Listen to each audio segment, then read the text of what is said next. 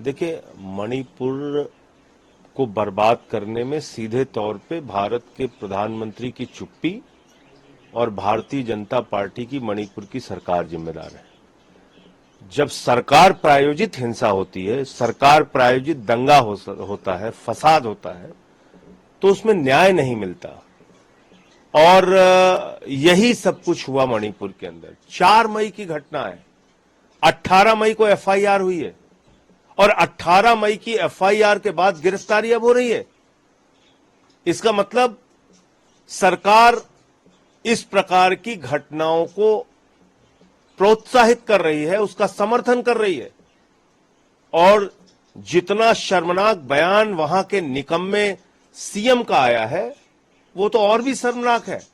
वो कह रहा है ऐसी सैकड़ों घटनाएं हुई हैं, किस पे कार्रवाई करूं। वो कह रहा है लोग तो वहां मर रहे हैं। जब वहां लोग मर रहे हैं, जब महिलाओं को निवर्स्त करके, नंगा करके टहलाया जा रहा है, परेड कराई जा रही है, उनका रेप किया जा रहा है, तो प्रधानमंत्री जी खामोश क्यों थे अब तक? प्रधानमंत्री जी चुप कब थे? वो इंतजार कर रहे थे कि सुप्रीम कोर्ट जब बोलेगा, जब सदन चलेगा, तब हम बोलेंगे।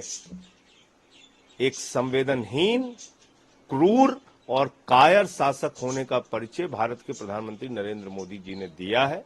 और मैं समझता हूं कि मणिपुर की सरकार को तुरंत बर्खास्त करना चाहिए, प्रधानमंत्री को अपनी चुप्पी तोड़नी चाहिए, सदन में आके सारी घटनाओं के ऊपर जवाब देना चाहिए।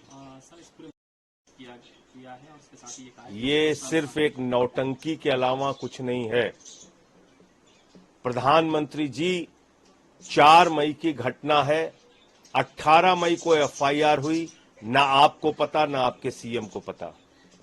प्रधानमंत्री जी, हिंसा अप्रैल में शुरू हो गई, 1 महीने के बाद गृहमंत्री पहुंचते हैं, उसके 1 महीने के बाद ऑल पार्टी मीटिंग होती है, उसके 1 महीने के बाद आप बोलते हैं आपने इस देश को मजाक बना रखा है।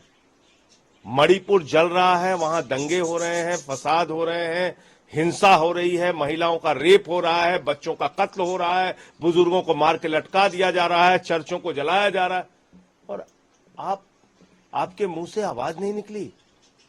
कहीं मंदिर जल रहे हैं, कहीं चर्च जल रहे हैं।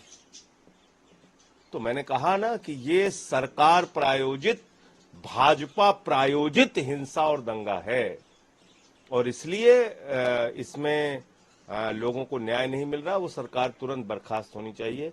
ऐसा निकम्मा सीएम जो इस तरह की घटनाओं को जस्टिफाई करे, और ऐसा कायर प्रधानमंत्री जो ऐसी घटनाओं पे चुप रहे महीनों महीने तक, मैं यही कह सकता हूं कि ये देश इस वक्त ऐसे नफरत फैलाने वाले क्रूर शासकों के हाथ में है, जिस पर इस देश के लोगों को सोचना होगा, इनसे निजात पाने का रास्ता खोजना होगा।